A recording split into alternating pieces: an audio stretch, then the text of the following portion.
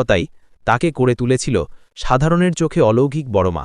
বড়মা শেখাতেন, ভক্তি মানে কাঁদা নয়, ভক্তি মানে প্রেম, সত্য আর সেবার মধ্য দিয়ে ঈশ্বরকে অনুভব করা। তিনি কখনো কাউকে ধর্ম বা জাতি দিয়ে বিচার করতেন না। সবাই তার কাছে সমান, হিন্দু, মুসলিম, খ্রিস্টান, বৌদ্ধ, সবার জন্য তার দরজা ছিল খোলা। তার এক কথায় হাজার মানুষ জীবনের দিক পরিবর্তন করেছেন। তিনি বলতেন, মানুষের সেবাই ঈশ্বরের সেবা। এই একটি বাক্য আজও নৈহাটির বাতাসে প্রতিধ্বনিত হয়। একবার এক গুরুতর অসুস্থ শিশুকে তার সামনে আনা হয়। চিকিৎসকরা বলেছিলেন, আর কোনো আশা নেই।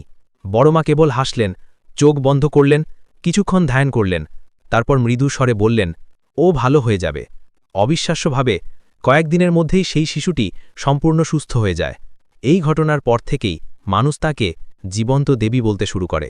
বড়মা আজ শারীরিকভাবে আমাদের মাঝে না থাকলেও তার নাম